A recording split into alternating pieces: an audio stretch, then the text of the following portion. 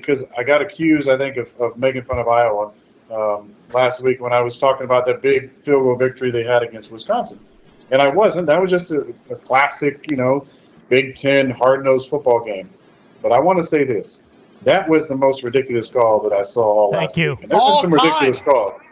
That was, I'm not going to say all the time because there have been some bad ones. I've been a part of a couple of them, one in 2012. Fail Murray. Fail Murray. But that was, and then classic, this is so ridiculous. Nothing about this says fair catch. Absolutely nothing about this. So the ball is on the ground. He's pointing at it for his gunners to get out of the way. And then all they were looking at was, did he step out, correct, with the review? Correct. Yes. And then they're going to go back and wave this thing off? Absolutely ridiculous call. Classic of them to double down and say, yep, totally a fair catch. Nothing about that had fair catch energy. Absolutely nothing. Feel terrible for the kid. Gutted for him. For Iowa fans, it's awful. I don't know where they're at now in the standings. Ty, you were talking about, Big Ten West championship game. I don't know if that knocks them out of it, but that was a ridiculous call. It was ridiculous. I think if they win out, they'll still have a chance to go to the Big Ten championship, but it's going to be tough to bounce back from that. So yesterday, I did a whole thing about people getting bamboozled. The Colts, too. I don't know if you saw what happened to the Colts, but right there with Iowa. Right there with Iowa, back-to-back plays. Now, Myles Garrett deserved to win that game. So did Gardner Minshew the second. I just would like that to be known. But we did a whole thing about them getting bamboozled, and they said I didn't even get it right. They called an invalid fair catch, but nobody threw a flag or blew a whistle. So that just came to the ref's mind after a review of something else and said, oh, yeah, but I did think at one point it was an invalid fair catch. It was like, well, nobody else thought that. The people that were playing the play, they didn't think that. The field itself, it didn't think that because there was no flag laying on it. And literally nothing stopped. So one person thought it was an invalid fair catch, even though nobody else did. In saying Peter or poison and getting people away from the ball, standard operating procedure in a punt return world, especially in college when the ball bounces a lot because everybody on the line of scrimmage can leave before the ball is kicked, which is different than in the NFL where only two people are allowed to leave. So there's a lot of this happening in college football. So that dude, go ahead. And I would add to it and say, is there anybody on the sidelines there, because he caught the ball on Minnesota's sideline, is there anybody on the sidelines pointing as if it's like, oh, he called for a fair catch? Nobody's pointing. Nobody's going crazy. I didn't see the game. I just saw the kind of that highlight, low light for Iowa fans. But that sequence there was were there coaches on the Minnesota side who were making fair catch gestures? If he nobody thought about it for a second. There's one person in the entire place, or the replay official who was like, hey, let me consult page 72 here. Item A says if it's like Nobody thought that had anything to do with the fair catch because it didn't. And it's bad enough what they're doing these kids, I think, for the targeting stuff, which I still think is absolutely ridiculous that they can kick a guy out of the game for targeting. The punishment doesn't fit the crime to me at all. And I heard Harrison talking about it earlier and how he's lowering his strike zone and stuff, and they're fined. Hey, listen, it's pro football now in the NCAA. Maybe a fine system, possibly, but kicking a kid out of the game, I think, is so ridiculous. Because it's such a bang play. You mentioned it. These kids are going super fast. There's in the moment, ducking, angle change, moves. And I think you need to start bringing in intent. There's intent with certain players where it looks like they're head on. And there's intent where a guy's just trying to face up tackle and the guy catches the ball and braces for impact and ducks his head. And a guy who's going for a midsection shot or a belly shot or even a dick shot, like you said, that head goes down 2.5 feet. Now you're hitting the guy in the head, not on purpose. And now you're out of the game. Or if it's second half, you're out of the game and out of the first half of the next game. I don't think a punishment fits the crime. I agree. I think intent needs to be taken into consideration. But then who's judging the intent? Are those humans? Are they robots like people are that look Big at? Al. Who? Big Al's doing it, I think. Big Al? Big Al. Alberto Riveron is not the guy we need judging intent. Okay, neither Walt Anderson either. Yeah, we need Gene Steratore. Okay, that's what we need. Scott Hansen doesn't pee for 7 hours, and we need Gene Steratore to only work every football game. Okay, not only on CBS where he's at. We're talking Fox, ESPN. Yep. We just need Gene Steratore in a box, just ready at all times to review, reverse, and hopefully affirm any of the calls. Don't even have the refs on the field make the calls. Just have Gene Steratore in a little box pop up on a corner. That was a hold. Clearly, the guy grabbed his shirt. Obviously, there's a little gamesmanship there. That preceded it. 10-yard penalty, replay, first down. Then, boom, pop him right into South Carolina. That was a cheap shot, obviously. That's what we need, Aaron. That's what we need. I agree. I think we need Gene, $25 million. Let's pull some money from all the networks. Not for me. And all the different sports leagues. Let's get him a great setup with like 80 different monitors. We'll have somebody, a la Foxy, who can handle, a lot of different shots going on and games and get him involved in every single play. Because that's the problem that I've said. All the great refs, and a lot of them retired recently, Gene being one of them. They're not working for the league, or for the NCAA. They're working for the TV deals because that's where the money's at. And so you got a lot of great ones. Terry McAuley is one of them, who is, always a great referee. He's working on TV now. Obviously, Gene, was one of my all-time favorites. But there's a great referee usually for all these networks who was a great, white cap who's not working for the league, but he's working for TV.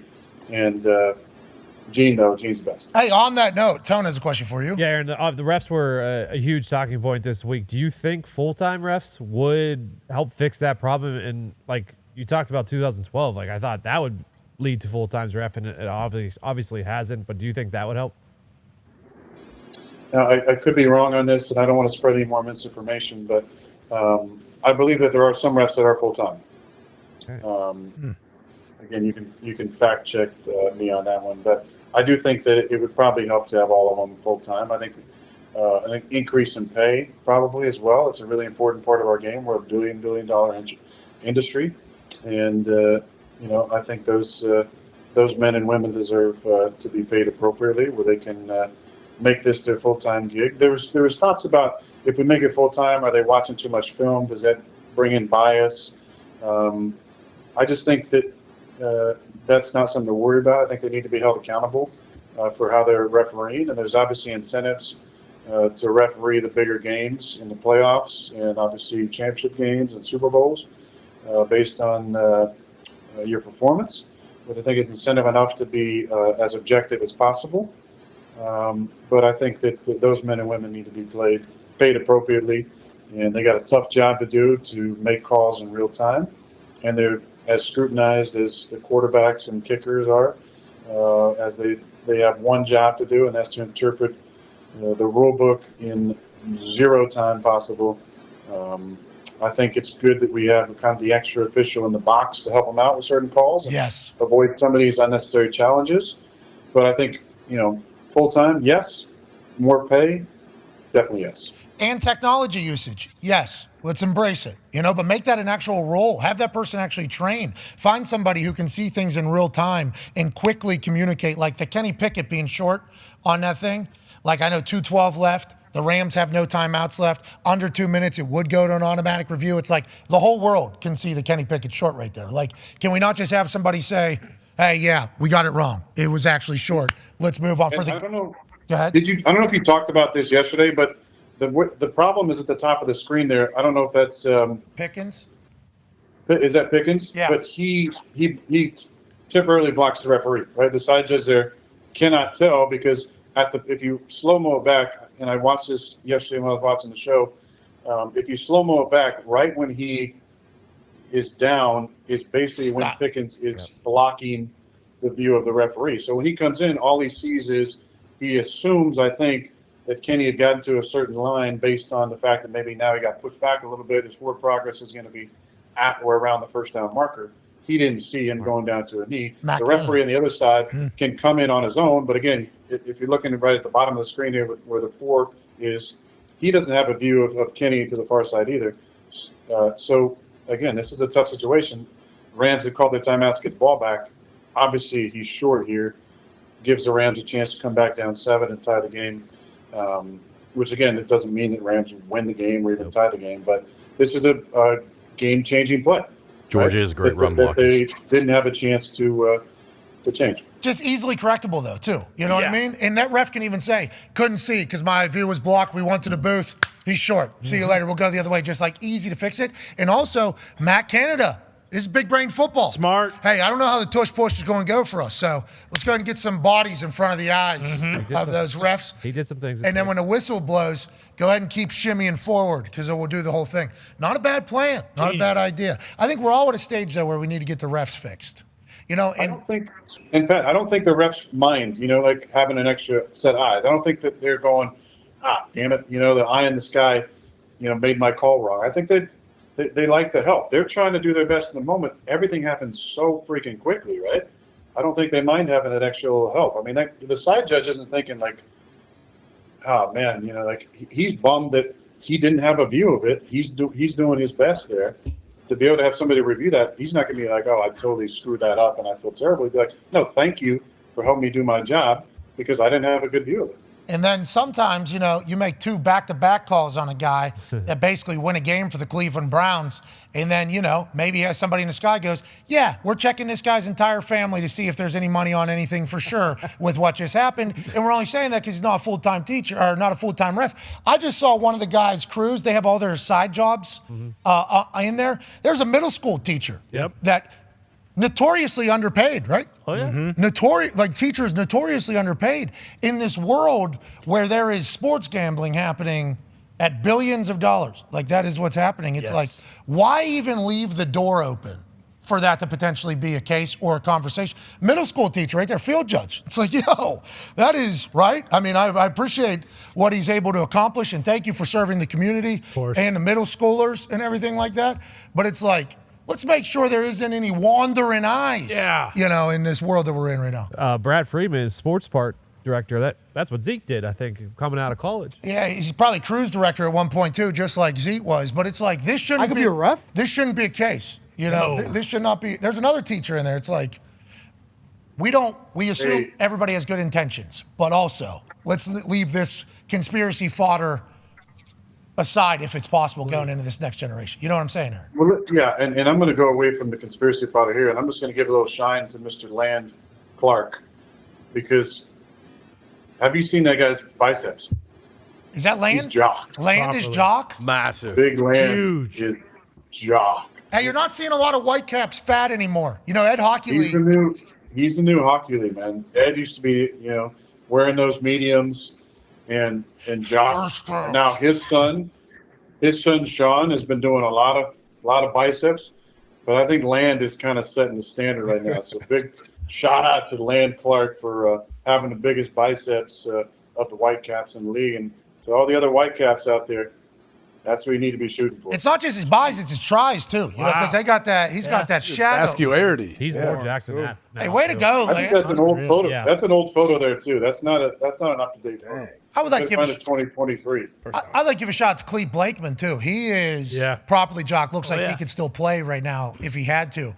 But whenever we've talked about this on the show. The Whitecaps are representing all of football when they're talking to people. Like they're a solo shot on national TV in front of 60 million people. Like, there's not a lot of people that have that audience speaking at it.